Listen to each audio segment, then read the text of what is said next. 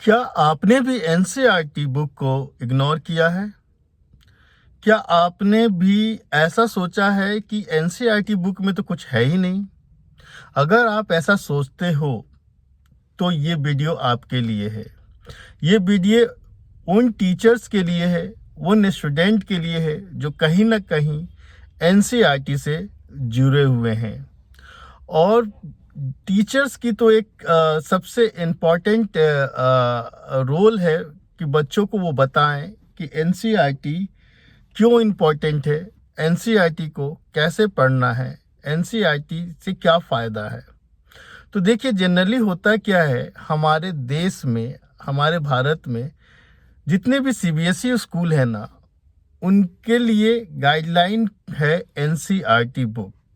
पर बहुत सारे ऐसे स्कूल आपने देखा होगा जो एनसीईआरटी बुक के साथ ही साथ कुछ प्राइवेट पब्लिकेशन की बुक भी चलाते हैं। मैं उन बुक्स का नाम नहीं लेने लूँगा, लेकिन आपको पता है कि एनसीईआरटी मैथ्स के साथ साथ 9th 10th 11th की और कौन कौन सी बुक रिकमेंडेड की जाती है।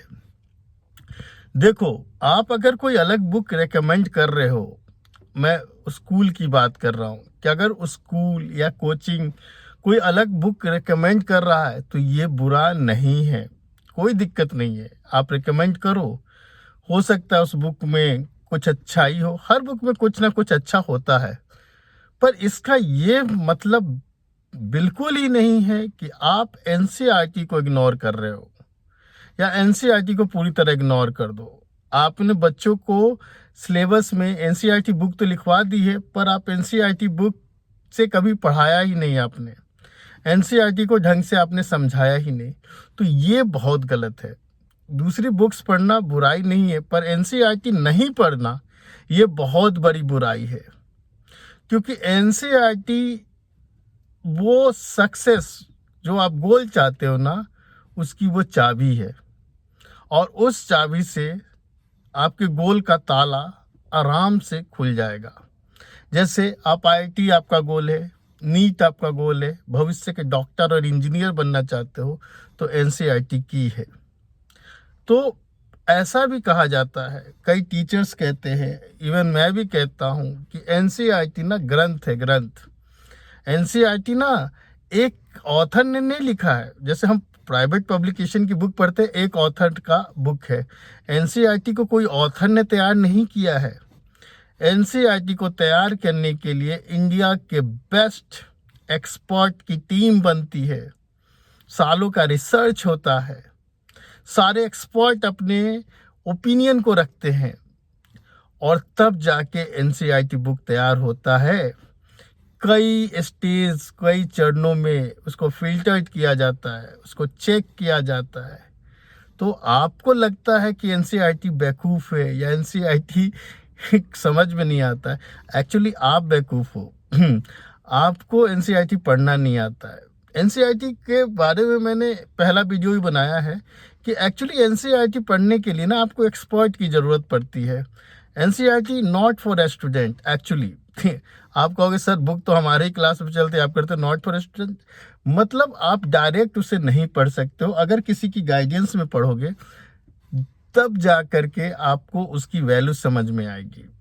मैं बोला हूँ, मैं टीचर्स के लिए, स्टूडेंट के लिए वीडियोस बनाता हूँ, तो उसमें मैंने आपको बोला है, टीचर्स को ही बोला है कि भाई नए नए टीचर और सीधे एनसीईआरटी बुक खोल के मत पढ़ाना चालू कर देना।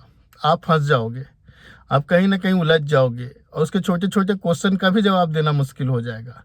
तो एनसीईआरटी को पूरी तैयारी से जाओ, या सालों का एक्सपीरियंस हो गया तभी एनसीईआरटी को पढ़ाओ, ठीक है।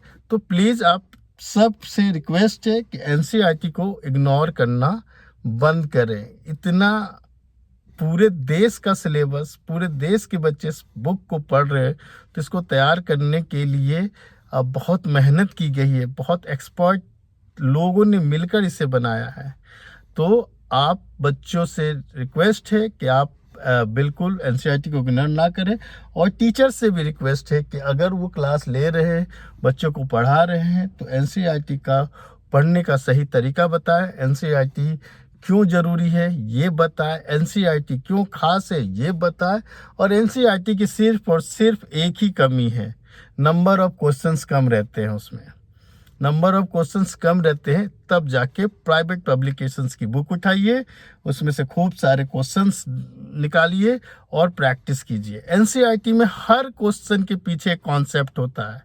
एनसीईआरटी नंबर ऑफ क्वेश्चंस नहीं देता है, एनसीईआरटी लिमिटेड क्वेश्चन देता है। हर क्वेश्चन में एक कॉन्सेप्ट होता है, हर क्वेश्चन बिल्कुल एक से बिल्कुल डिफरेंट होता है, और हर क्वेश्चन के पीछे जो उस टॉपिक का ओरिजिनल कॉन्सेप्ट है उसका इस्तेमाल करता है। मतलब आप जब इस क्वेश्चन को कर रहे हो तो तभी कर पाओगे जब आपके कॉन्सेप्ट पूरी तरह क्लियर है। फिर जब आपको लगता है कि मेरे कॉन्सेप्ट क्लियर हो गए, तो क्या ज़रूरत पड़ती है? प्रैक्टिस की, कि भाई प्रैक्टिस, टाइम मैनेजमेंट, किसी एग्ज़ाम को क्रैक करने के लिए। तब आप प्राइवेट पब्लिकेशंस की बुक उठाइए, कोचिंग वाले जो मॉड्यूल्स देते हैं वो उठाइए, स्टार्ट कीजिए, पढ़ना चालू कीजिए, कोई दिक्कत नहीं है। लेकिन इग्नोर मत करो, इग्नोर करना बहुत महंगा पड़ता है। और ये जो रिस्पॉन्सिबिलिटी है ना टीचर्स के की भी है कि वो बच्चों को बताए, उसकी वैल्यू समझाएं और उसे इग्नोर ना करें। और हमेशा बच्चों को पढ़ाने के अलावा, जैसे आप मैथ्स के टीचर हो, फिजिक्स के टीचर हो, पढ़ाते हो, अब पढ़ाना तो आपका काम है ही है, साथ ही आपको बताना है कि क्या करें और क्या नहीं करना है, कहाँ बच्चे गलती कर रहे हैं। कई बच्चे बहुत मेहनती होते हैं, बहुत पढ़ाई करते हैं, लेकिन उनसे एग्ज़ाम क्रैक नहीं होता है। कुछ बच्चा लिमिटेड टाइम के लिए पढ़ता है, 2-3 घंटे के लिए पढ़ता है और वो क्रैक कर लेता है। फिर क्या क्या गलती की उस बच्चे ने जो खूब सारे मेहनत कर रहा है? तो ये कहाँ गलती की? आप अपने सक्सेस पाने के लिए जो रास्ता चुना है वो कितना सही है, ये कितना गलत है, ये सिलेबस में नहीं रहता है, बुक्स में नहीं रहता है। इसीलिए टीचर्स को हमेशा स्टूडेंट को एक सही रास्ता बताना चाहिए, और स्टूडेंट को भी टीचर्स की गाइडेंस में बढ़ना चाहिए। और भाई साहब, एक रास्ता चुनो।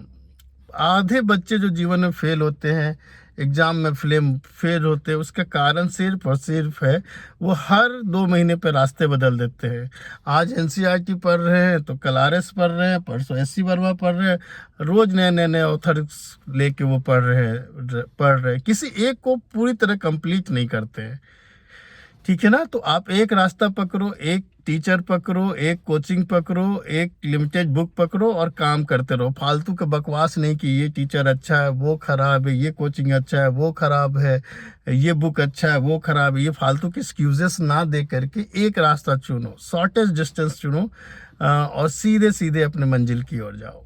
तो मैं यही इस वीडियो में आपको बताना चाह रहा था, बच्चों और टीचर्स दोनों को, कि एनसीईआरटी को बिल्कुल ना इग्नोर करें, उसको पूरा रिस्पेक्ट दें। नए वीडियो में, आने वाले वीडियो में मैं इससे रिलेटेड और भी चीज़ें बताऊंगा। आज के लिए इतना ही। बाय बाय, टेक केयर, ध्यान रखो, अपने गोल को जल्दी से जल्दी प्राप्त करो, टीचर्स के गाइडेंस में काम करो, और टीचर्स को से भी रिक्वेस्ट करूंगा कि वो बच्चों को सही गाइडेंस दें।